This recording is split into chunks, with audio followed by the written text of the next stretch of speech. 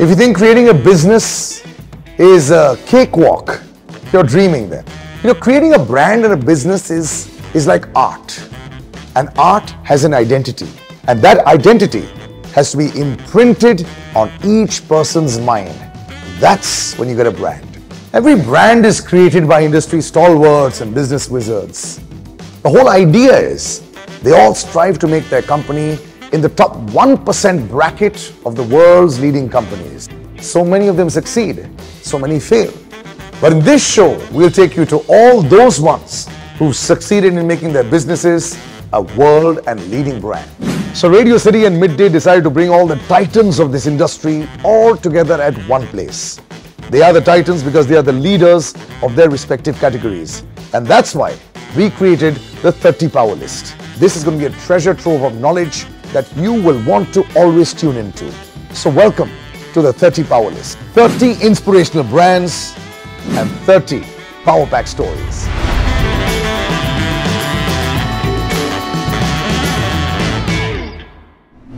Waman Hari Pethe. In India, gold ornaments are not mere yellow metals. Gold carries a legacy in itself, like a family heirloom, and today we will learn about the history of a family that has been finely crafting these legacies since more than a century.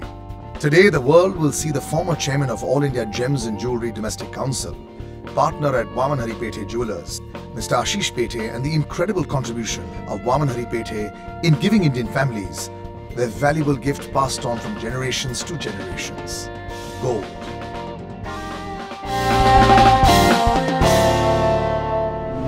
Ashish Pethe ji, thank you so much, sir, for joining me. Thank you. Pleasure being here. Real pleasure.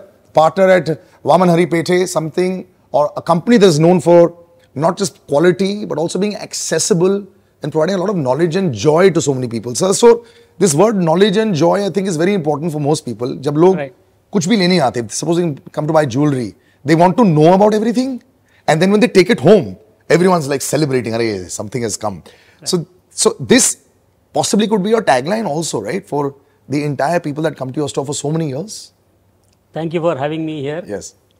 Interestingly, you have broached a topic which is close to my heart. Right. Because our tagline says in Marathi, Yeah. "Soneri kshananche sobati" or "Sunere palo ke sathi." So whenever any customer has a golden moment in his life, Yeah. we are there with him. Right. Or sathi, shoulder to shoulder. We are not selling him something. So that's the thought process that the whole company works around. That we want to be with our customers when they are celebrating. You know, longevity is difficult sometimes. You know, in an industry where, although in the gems and jewelry trade, what happens is, if a husband has done it, then the children will do it, and the child ka child ka child, and it continues. But their tastes change. The father's taste is not the same as the son's taste. Absolutely. And definitely not the same as the pota's taste, you know, grandfather ko agar liye. In that kind of scenario, for 114 years, you all have been able to make a brand. With jewelry, you think about Waman Hari Pethe, especially, it's right next to my house also, so I feel very privileged. You know, my entire house actually ends up going there, but it's very difficult to stay relevant for so long with competition coming in also. So, how did it start and how you maintain the brand so high? You're absolutely right that, in entrepreneurial journey, it is said that it's the third generation which collapses. The first generation entrepreneurs build it up. Yeah. Second generation somehow survive, and the third one who gets a golden spoon. Us. But we are lucky that our fifth generation is also there, because I think the values that have been inculcated, staying grounded, focusing on consumers, and what you rightly said, as the next generation comes in, their thinking changes. So what we have believed is that we want to change as our consumer is changing. So we have been trying to do surveys, research, and try and understand how our consumer is changing. Even today, all our partners, obviously I'm not alone, we have a team. So we try and be on the shop floor for some time during the day, because we want to get the pulse first hand from the consumers. And through the research, we realized that about 15-20 years back also, the priority moved from purity, trust to design as the newer generations came in. So we changed our, strategy, marketing strategy, product mix accordingly. So I think learning from our consumers was the key for surviving all these years. Whenever I used to go to a jewelry store, I used to realize one thing. Window shopping बहुत होता है.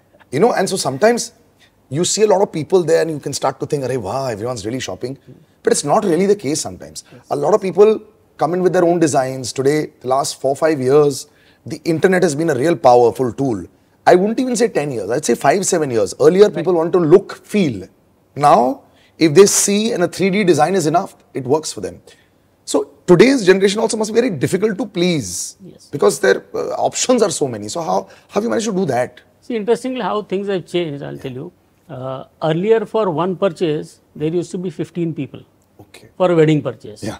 Yes. Bride side, groom side, and everything. And it's a collective decision. Right. But now things have changed. The younger generation have deeper pockets. Both of them are earning. So decision has moved from the family to an individual. Right. So it's the individual who is taking the call. Right. And this epidemic has taught us something that, as I said, we learn from the consumers. Their buying process has totally changed. Earlier, as you said, they would shop and go around in number of places, check designs, come back, get calculations and work, then decision. Because it's a very considered and thought out decision buying jewelry. Yes, yes. It's not a spur of the moment. Yes. So it's a study hone ke baad people will buy. Correct. But now that exploration of designs has moved from in the shop to online. So everyone is doing that exploration part. Almost 75-80% of the decision is made at home.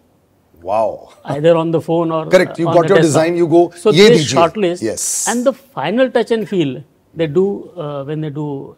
So we had to modify our processes, use WhatsApp, video calls during pandemic, so that the process we can ease it and help them out in that. So yes, things have changed, and we have to adapt to it. On the floor, like you said, you are also get the pulse. Yes. Do you step into a sale sometimes when you feel 19-20 ho raha hai? Huh? Might go the other way, might not buy. The urge is there, Achha. but I try and stay away. Right. Because you have to give confidence to the sales team that they can handle it. Correct. You can give some indication to the sales guy, but it's not right to step in. The manager and the whole team is there. Right. So you guide them and they will step in. Actually, we will touch upon that in the coming weeks as well. Because an entrepreneur's journey also is very important to understand where he started off from. Right. When you have a family business also, sometimes it's taken for granted. You have to start right at the bottom. Because it's going to be your family business. You better start from the A to Z. But you've also reached the pinnacle of being a gentleman that was a chairman of the trust of the Gems and Jewellery. Council, yes. Yes. And when you come to that council over there, I tell you something, sir. Even whenever I bought my jewellery, you need to have a trusted mark hota hai. So we as normal people also, and of course the traders must also be totally part of this. Is there a qualitative, check constantly that is updated? Ki bhai dunya mein kya ho raha hai? Yes. What is the actual level? I'm assuming that would be primarily your job when you were elected that. Right. I was, I would say, really lucky and privileged to be elected as the chairman of our apex body for our domestic industry, All India Gem and Jewellery Domestic Council. I was apprehensive initially getting in because it requires too much time and it takes away your family life and things. But I said it's now or never, and you have to give back to the industry which has given you so much for 25-30 years. So I took it up, and you're right. We need to educate our industry friends of what is happening. So we had a lot of seminars almost every week in different parts of the country called Labham, where we are educating the people about what is the new age business practices that are happening, what are the changes in the law, how you can improve your management skills and things like that. So we are trying to improve the overall quality of management of our jewelers across India. So that has been our aim. Another aim that I have followed is that we want to be a conduit between the industry and the government. Correct. Because many times what happens, government wants to do things which are right for the country. But if it is implemented in the wrong way where the compliance becomes difficult, then there is a disconnect. Correct. So we are the ones who are the conduit, that we tell them these are the issues. If you solve this, compliance will be simpler and your aim, which is right for the country, will be achieved. So these are two things which I have tried to do during my tenure, and I'm happy about that. Are we still a gold economy? As in, there was this amazing, I never thought it was real, but that there is more gold in the housewives, in their lockers than there is in the reserves at Fort Knox in America. There used to be this amazing thing. Yeah. Are we still a very large gold economy that is there? Yes, we are one of the largest. Yeah. China and India are one of the largest consumers of gold, so to say. And this number, if you hear, you'll be astounded that Indian households and the temple trusts hold almost 28,000 tons of gold. My God. And our annual consumption is around 1,000 tons. Wow. So we already have about 28-30 years consumption sitting in houses. But many times people say it is, a dead investment. Right. But you look at it the other way. All the countries who have been in difficulty, including India or Greece, they have turned to gold. Correct. India turned to gold to save themselves in Manmohan Singh. Yes, 91, 92, I remember. Yes. Also. Greece sold part of its gold to survive. So if gold can be important for the nation's economy, individual families' economy is also as important. Because gold does three things together. It's an insurance in difficulty. It's hedge against inflation. It is store of value. And it is the only asset which the lady can flaunt. Absolutely. And men also, we love their bling. In fact, in the coming episodes, we will talk about, these very three things that he said. Hedging in the current times, if you see the world environment, it really has been a hedge, and gold has given some incredible returns compared to even so much as the equity markets. And so this detailed discussion will be there with Ashish ji in the coming weeks as well.